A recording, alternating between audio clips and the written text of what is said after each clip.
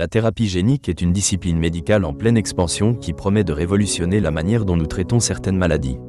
Pour comprendre son histoire et son développement, il est essentiel de retracer les avancées clés qui ont jalonné son parcours et d'explorer les enjeux éthiques et pratiques qui en découlent. L'origine de la thérapie génique remonte aux années 1970. À cette époque, les chercheurs ont commencé à explorer la possibilité de manipuler des gènes pour corriger des anomalies génétiques responsables de maladies. Une étape fondamentale fut l'identification des acides nucléiques, tels que l'ADN et l'ARN, en tant que porteurs d'informations génétiques. Cela a ouvert la voie à un nouvel espoir pour le traitement des maladies héréditaires. L'une des premières expériences marquantes de thérapie génique a eu lieu en 1990, lorsqu'une petite fille atteinte d'une maladie rare appelée déficit en adénosine désaminase, ADA, a été traitée par une approche de thérapie génique. Des lymphocytes de son sang ont été prélevés, modifiés génétiquement pour corriger le défaut génétique, puis réintroduits dans son organisme. Ce cas historique a non seulement été un succès, mais a également lancé un débat autour des implications éthiques de la manipulation génétique au fil des années. La recherche en thérapie génique a progressé, alimentée par des innovations technologiques. Le développement des vecteurs viraux a permis d'acheminer des gènes fonctionnels dans les cellules malades. Des virus, modifiés pour introduire des gènes sains tout en étant inoffensifs pour l'hôte, ont considérablement augmenté l'efficacité des traitements. D'autres méthodes, comme la technique CRISPR-Cas9, ont provoqué une révolution dans la manipulation des gènes. Découverte en 2012, cette technique offre la possibilité de modifier précisément des séquences d'ADN. Elle permet aux scientifiques de couper et coller des morceaux d'ADN, apportant ainsi des solutions prometteuses pour divers troubles génétiques. Les premières approbations réglementaires pour des traitements de maladies génétiques ont été obtenues au début des années 2010. L'Agence européenne des médicaments a validé l'utilisation de thérapies géniques pour traiter des maladies telles que l'amorose congénitale de Leber et l'atrophie musculaire spinale. Ces décisions ont confirmé l'efficacité et la sécurité des traitements géniques, mobilisant davantage d'investissements dans ce domaine. Les États-Unis, avec la Food and Drug Administration, ont également suivi cette tendance en approuvant des traitements innovants comme Zolgensma. Ce médicament est le premier traitement génique pour l'atrophie musculaire spinale, suscitant de l'espoir pour des milliers de familles touchées par cette maladie dévastatrice. Cette approbation a marqué une étape importante, signalant un avenir prometteur pour les thérapies géniques. Cependant, le développement et l'implémentation des thérapies géniques soulèvent d'importants défis. Les coûts liés à la recherche et à la mise sur le marché de ces traitements sont exorbitants.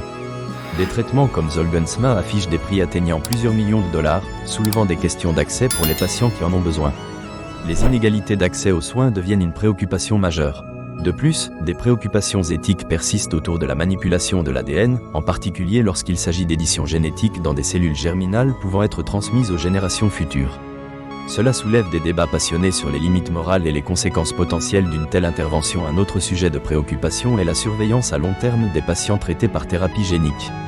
Les effets secondaires à long terme de l'introduction de matériel génétique étranger dans le génome sont encore mal connus.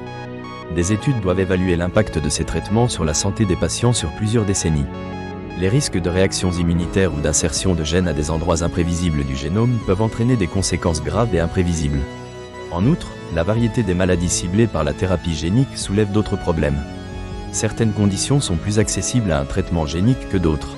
Par exemple, il est plus facile de traiter une maladie causée par un seul gène que de s'attaquer à des maladies complexes résultant de l'interaction de plusieurs gènes.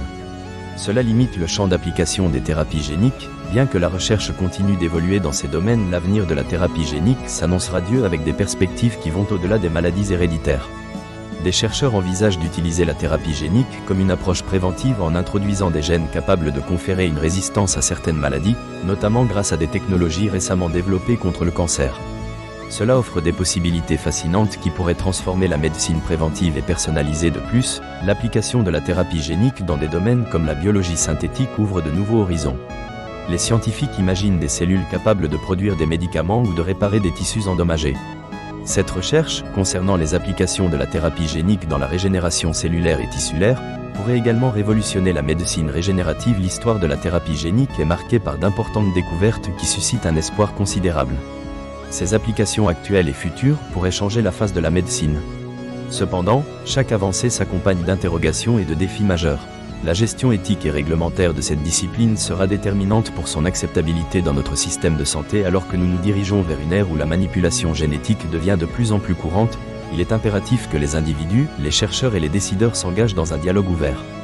Cela garantira que la thérapie génique soit utilisée de manière responsable et équitable pour toute l'humanité.